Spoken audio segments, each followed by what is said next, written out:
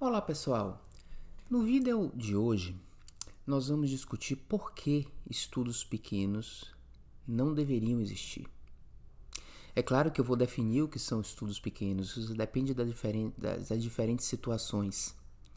E estudos pequenos não significam necessariamente estudos preliminares. Mas antes eu tenho que explicar por que estudos pequenos não deveriam existir. Na realidade, a função de um estudo analítico é moldar a probabilidade de uma hipótese.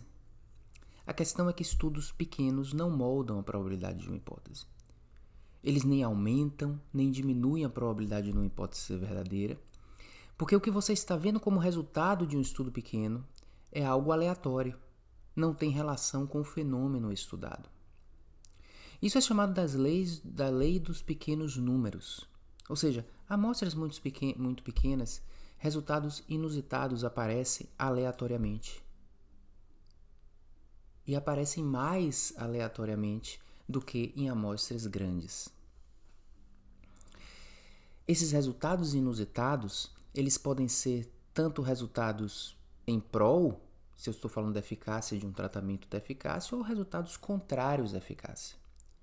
E essa percepção, essa premissa de que estudos pequenos não têm significado, ela é exatamente usada tradicionalmente nas análises de viés de publicação de meta-análises, que parte da seguinte premissa: estudos pequenos dão todos os tipos de resultados. Então, se você estiver vendo um grupo de estudos pequenos que os resultados estiver mais para um lado ou mais para o outro, é porque tem viés de publicação, tem coisa que não está sendo publicada. Porque o que se espera é que os resultados sejam aleatórios e não sistemáticos, ou seja, determinados por uma causa. Isso é uma premissa utilizada em análise, em meta-análise, quando você está analisando a totalidade das evidências. E essa premissa acaba fazendo a gente concluir que um estudo pequeno não tem por que existir, porque se ele vai dar todos os tipos de resultados. Se eu vou fazer uma meta-análise de estudos pequenos, essa meta-análise vai dar o quê? Zero, efeito neutro.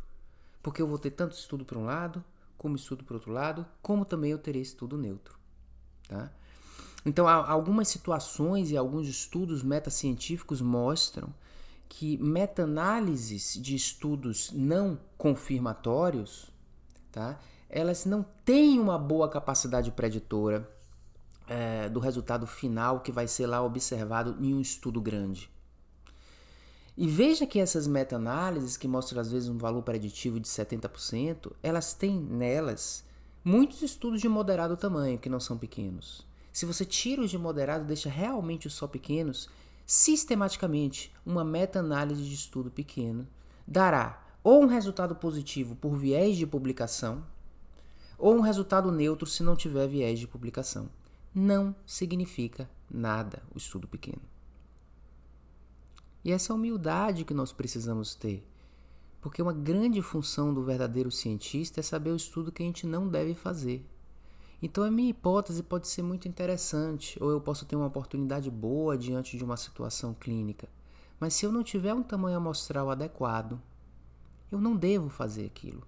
Porque eu estou gerando para o sistema, para o ecossistema científico, ruído e não sinal. E atrapalha o amadurecimento do ecossistema científico em relação a uma hipótese. Portanto, estudo pequeno não molda a probabilidade da hipótese. Eles são, na verdade, anti-estudos. Eles trazem ou não trazem informação, ou trazem uma informação com alta probabilidade de ser falsa. O que são estudos pequenos? Isso não diz respeito ao tamanho amostral, a um número específico.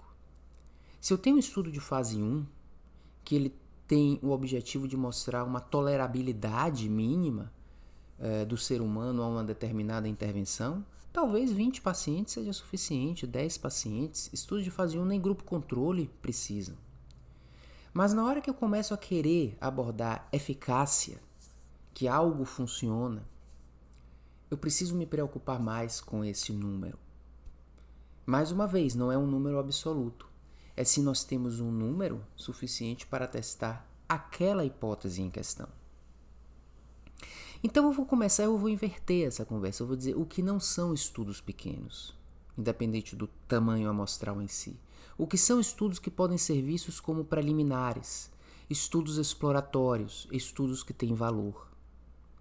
São estudos que têm um poder estatístico para a hipótese que ele se presta a testar. Por exemplo, um estudo que avalia uma eficácia não clínica, mas referente ao desfecho substituto ou um desfecho intermediário. Esse estudo não vai ser definitivo, mas se aquele desfecho substituto for um desfecho previamente validado, em termos de ele ser um bom preditor do desfecho clínico, aquilo ali é uma evidência que aumenta a probabilidade de eficácia clínica. Não fecha, mas aumenta.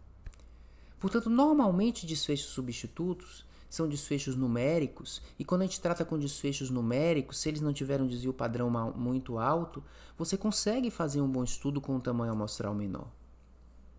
Eu posso também fazer estudos clínicos que utilizam desfechos mais numéricos, né, como scores de melhora de sintomatologia ou capacidade funcional, né, e que por isso eles podem até não ser definitivos, mas com um tamanho moderado eu posso sugerir que aquilo ali é um caminho.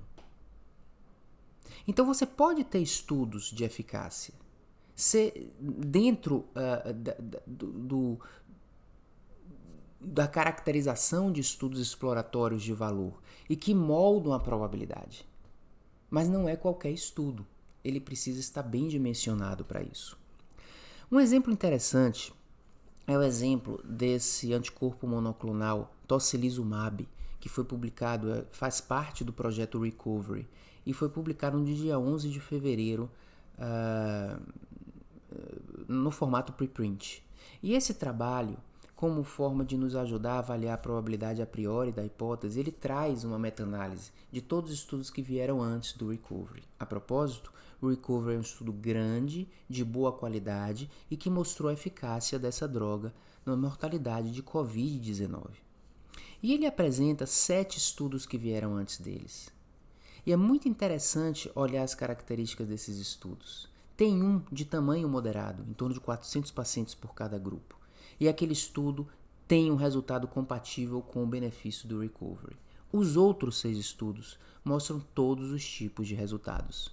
Alguns neutros, outros sugerindo benefício, outros sugerindo malefício. Tem um deles, inclusive, que é um estudo de 60 pacientes por grupo, publicado no British Medical Journal, que foi interrompido precocemente por malefício. Observe, então, que todos os tipos de resultados podem acontecer em estudos pequenos. Eles não conseguem, se você analisar um estudo pequeno, a levar uma percepção probabilística.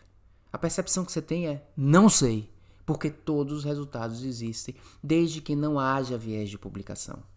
Nesse caso específico do tocilizumab, é um bom exemplo para demonstrar isso, porque é uma droga cara, né? Você está diante de uma situação do Covid que qualquer ensaio clínico tem uma probabilidade boa de publicação numa revista boa, então diminui a probabilidade do viés de publicação. Então, mesmo que se meu estudo seja negativo, eu publicar no British Medical Journal, e eu tenho estímulo, e esses trabalhos e essas boas revistas estão aceitando muito ensaios clínicos, mesmo os pequenos, se for do assunto Covid. Então, em sendo do assunto Covid, você tem menos probabilidade do viés de publicação. Portanto, essa meta-análise mostra isso. Você não tem viés de publicação e, consequentemente, você vê desses 6 estudos pequenos todos os tipos de resultado. É exatamente o que você espera de estudo pequeno. Então, na verdade, cabe muito ao cientista identificar o estudo que ele não deve fazer. E um critério básico é não faça o estudo pequeno, pois você está atrapalhando a percepção probabilística da hipótese. Atrapalhando não de propósito, mas porque você está falando algo aleatório. É como se eu quisesse jogar um dado aqui e dissesse: esse dado deu um número que indica que essa droga é eficaz, ou deu outro número que indica que a droga não é eficaz. Em ciência, nós não devemos jogar dados. Em ciência, nós devemos nos prevenir em relação ao acaso. E a melhor maneira de se prevenir em relação ao acaso é ter um estudo bem dimensionado. E o pior, esses estudos pequenos, seja lá sobre o que ou sobre que resultado eles estão dando, eles estão sendo usados para fins de polarização em debates.